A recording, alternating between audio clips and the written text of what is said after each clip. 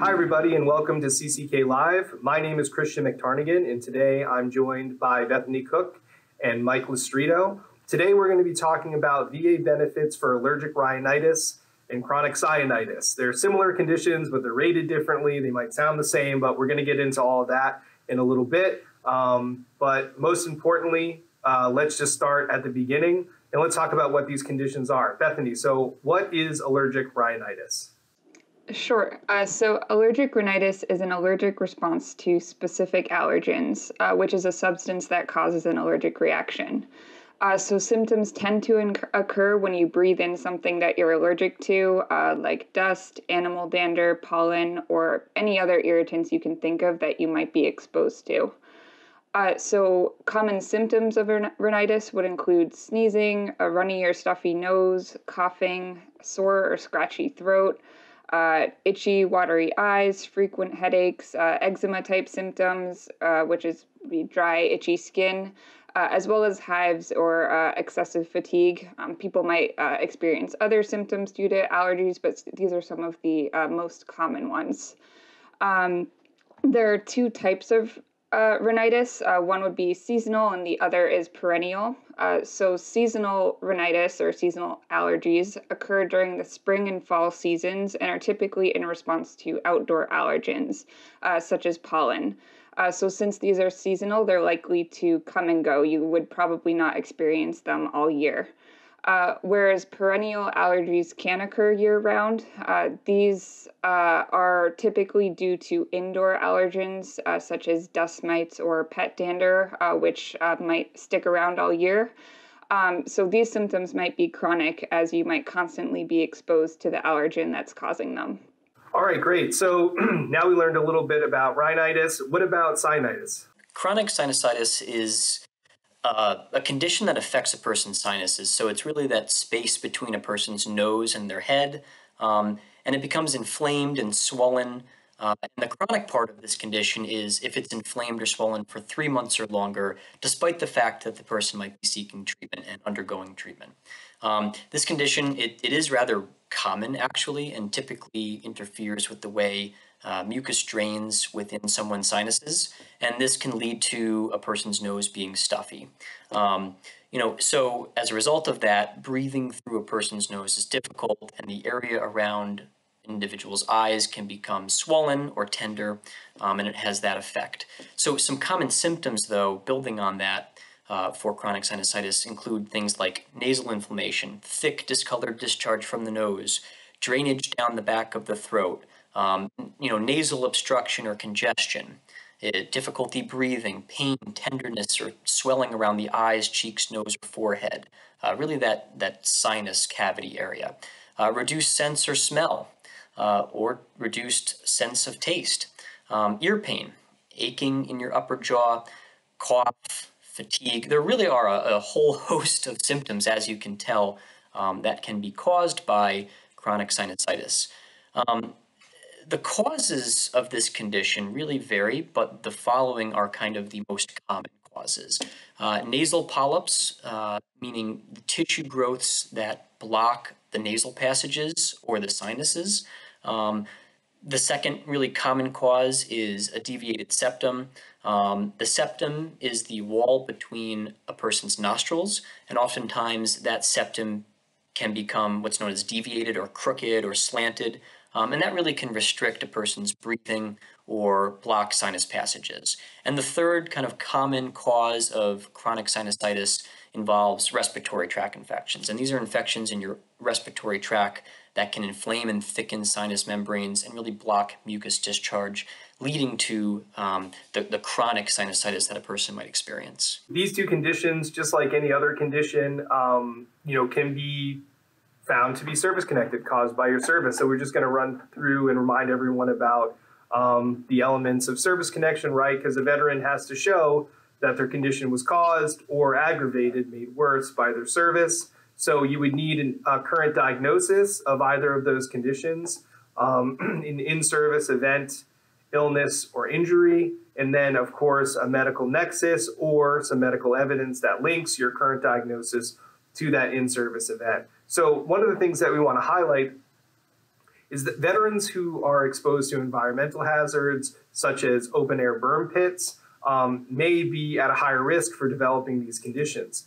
Those burn pits released a lot of toxins, hydrocarbons, VOCs, volatile organic compounds, dioxins, and they vary depending on where you were, what military installation you were at. But this definitely may contribute to a veteran's condition, to your condition, and be the in-service injury that would warrant this sort of first element of service connection. Another thing that we wanted to note is, just like other conditions, these two sort of like head and nasal conditions can be related secondarily to other service-connected conditions, right? Just like anything else in VA law, if you have a service-connected disability, it causes another disability, you can be service-connected for that as if it were caused by service.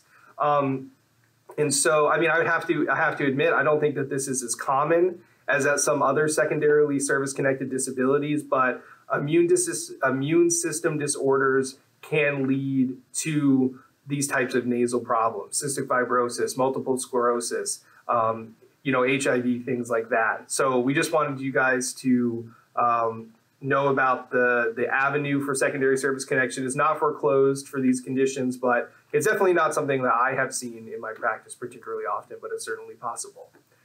So now we know what the conditions are. Let's get into a little bit about the ratings. Typically, allergic rhinitis is rated under 38 CFR 4.97 diagnostic code 6522.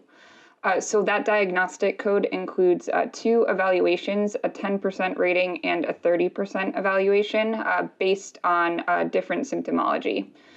So if you have allergic rhinitis and it gets service-connected and you experience polyps, which is an abnormal tissue growth on a mucous membrane, that would entitle you to a 30% rating under this rating criteria. However, if you don't have polyps due to the allergic rhinitis, but you do experience a greater than 50% obstruction of the nasal passage on both sides, or complete obstruction on one side of the nasal passage, that would get you a 10% rating under this rating criteria. Now, given that there are just these two ratings under this rating criteria, it's entirely possible that you might believe the severity of your allergic rhinitis is not accurately reflected in either the 10% or 30% rating. So in that case, you may be eligible for an extra schedular rating. Now, an extra schedular VA disability rating may be warranted for veterans who experience unique or especially severe symptoms that aren't accounted for by the rating criteria. And the criteria for an extra schedular rating falls under VA Regulation 38 CFR 3.321B. And I do think that we've done some other Facebook Lives. You can find some information on our website as well about how you might get an extra schedular rating for your disability. Yeah, and that can be a little tricky. Again, we do have a lot of information, but you have to sort of show an exceptional or unusual disability, and sometimes just having more severe symptoms, VA is not going to see eye to eye on that. But it's definitely something available, something that, if you guys believe you're entitled to it, if you believe you're entitled to it, it's something you should push. So that was rhinitis. And what about, how does VA rate sinusitis, Mike? VA rates chronic sinusitis under the Regulation 38 CFR Section 4.97. And again, it's according to the general rating formula. We're looking at diagnostic codes 6510 through 6514 here for sinusitis. And it rates the condition on a scale of a few different ratings. So at the lowest rating a veteran can receive is a 0% non-compensable rating. And we'll go through these individually in a second. But next up from there, a veteran can receive a 10% rating. Next highest would be a 30%.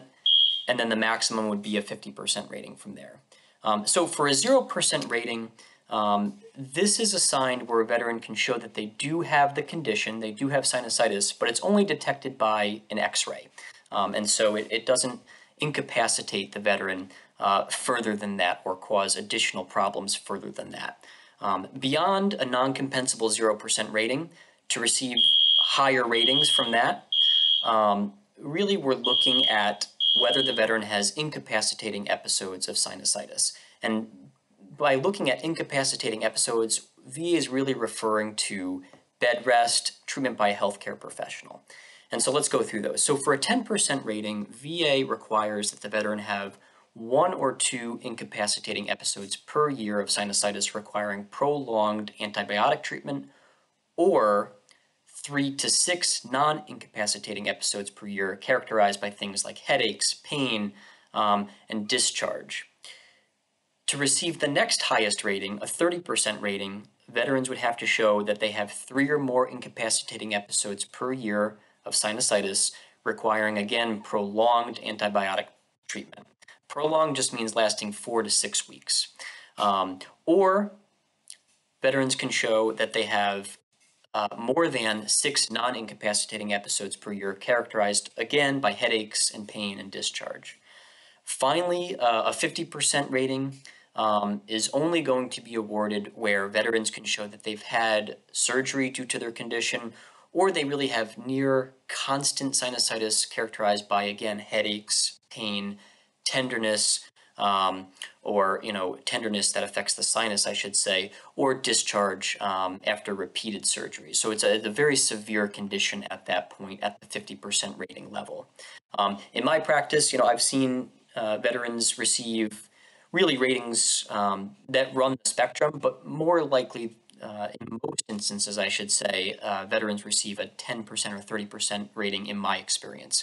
Non-compensable ratings, again, the veteran has the condition, it's been diagnosed, but it's really only detected by an x-ray. So that really runs the spectrum of the ratings for chronic sinusitis and what a veteran can expect if they have this condition. It is pretty interesting how severe sinusitis condition needs to be before you can get a 50% rating.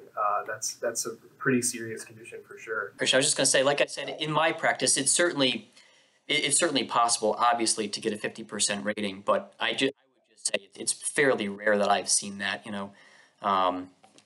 Most of the time I see in the 10, the 30% rating criteria, but certainly if a veteran feels that they're underrated for their condition, I would strongly recommend look to appealing that rating decision, maybe filing some additional medical evidence, lay statements.